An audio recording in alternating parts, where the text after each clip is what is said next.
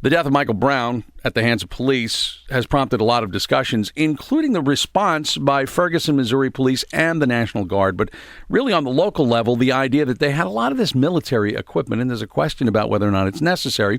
I take you back to August 25th. Josh Earnest, White House press secretary, during the briefing. The goal is a laudable one. The question, though, is the program operating as was intended? Are there situations in which local law enforcement organizations are getting equipment that they don't actually need? That is Josh Earnest. And Dr. Michael Shank is Associate Director for Legislative Affairs at the Friends Committee on National Legislation. He's also an adjunct faculty member at George Mason University School for Conflict Analysis and Resolution. He tweets at Michael_Shank and joins us. Michael, thank you for being here today. Good morning. It's great to be here. Maybe you could just sort of fill in the blanks on what exactly was the goal of this military equipment being made available to local law enforcement, and you know, whether or not that goal is something that has somehow been lost in all of this. Police started getting military equipment in the early 2000s. I mean, they've certainly been getting it after every war we've ever been in. Folks have approached me about post-Vietnam. I was not alive then, but the military equipment that was coming back from Vietnam and being used after various riot situations or crowd control situations. But particularly in the early 2000s, Department of Homeland Security was giving away these terrorism grants to U.S. police. They've given $41 billion in cash grants so far. Police were then buying military equipment, new military equipment, and there was really no oversight or control or monitoring of the DHS program. It was intended initially to improve interoperability between first responders and those working on the front lines of any crisis situation, natural crisis, or perhaps a terrorist attack, or a foiled terrorist attack.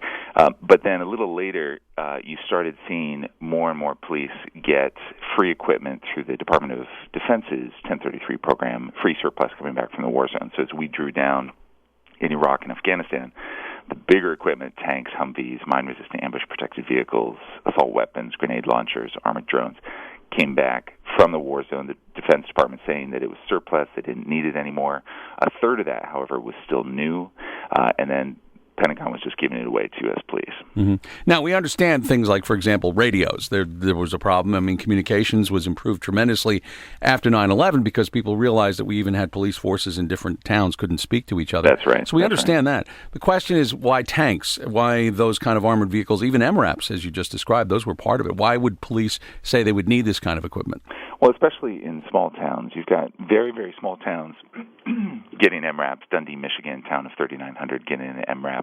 Roanoke Rapids, as I've mentioned on your show before, 16,000 people in North Carolina getting an MRAP.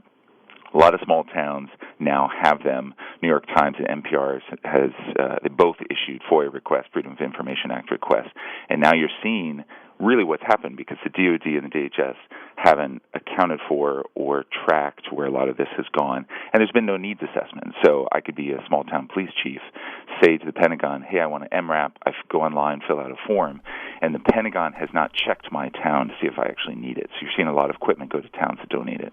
Now, why is the Department of Defense so willing to give it up? Is it cheaper to just let somebody have it as opposed to decommissioning or tearing it apart? Great question. So they decommissioned some of the MRAPs in the war zone rather than giving it to the Afghan government. And bringing it back is expensive. They haven't been able to pay for the cost because it's an $800,000 vehicle. So the taxpayers paid for the initial cost, and now we're going to pay for upfront costs going forward on maintenance. So towns are getting these and then having to pay $30,000, $40,000 a year for maintenance costs. So that cost will be borne by the taxpayer. So this is not the taxpayer in the town. This is federal taxpayer, correct? Yeah, although you have local towns and city councils voting to use local taxpayer dollars than to repair an MRAP or a tank or a Humvee. So it's a mix. It's the federal taxpayer paying for the $800,000 MRAP initially, and then it's the local taxpayer. This is why, since I've talked to you, we've seen real movement in the Senate. Senate Coburn last week introduced a bill that would target both the 1033 program, prohibit military weapons coming back to U.S. police, and it would target the Department of Homeland Security terrorism grants program, prohibiting weapons to be purchased, the big military weapons to be purchased by U.S. police. When I was last on your show, we talked about only the U.S. House of Representatives bill by Hank Johnson, which was also introduced last week, bipartisan, with Raul Lavador from Idaho. But the House bill only targets 1033. Senate bill by Coburn would target both Pentagon and DHS. Is it your sense that there is a bipartisan support for eliminating making this equipment available to these towns? There is. You've got libertarians who don't want the kind of federal hand coming down in such a way, in such a militarized way. So even Justin Amash, who's classic Tea Party voice, coming on board that House bill that I mentioned. We've pushed for recycling of this equipment so it doesn't get passed on to U.S. police, but I think there's a general discontent with the SWATification. Most police departments now have a SWAT team to use to issue the basic warrant, and everyone from a libertarian to progressive Democrat are coming out against it. One last question about, is there a security concern about some of this equipment? I mean, a tank today is not like a World War II tank. It's a pretty sophisticated piece of machinery. I mean, and I don't know that when it cuts into some local burb, if whether or not it is such that it'd be worth somebody breaking into and trying to tear it apart or even steal the thing and just trying to figure out exactly what makes it tick. Well, just like we've had concerns when drones have been captured in territory that is not ours because it's been downed or lost. There's serious concerns about that technology being used or adopted or studied.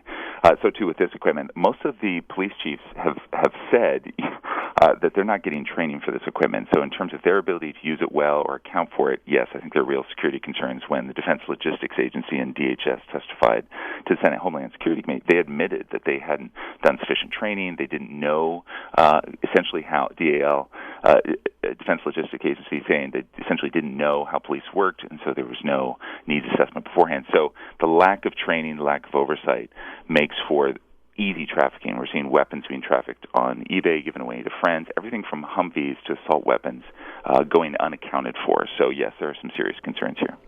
Well, we will see how this goes if it does move through. Of course, nothing's going to happen until after the elections because nobody's going to be in town, but we'll see beyond that what happens. Yep. Dr. Michael Shank, thanks as always. Tim, thanks for having us. Thank you. Dr. Michael Shank, Associate Director for Legislative Affairs at the Friends Committee on National Legislation. He's also an adjunct professor at George Mason University's School for Conflict Analysis and Resolution. He tweets at Michael_Shank. The death of Michael Brown at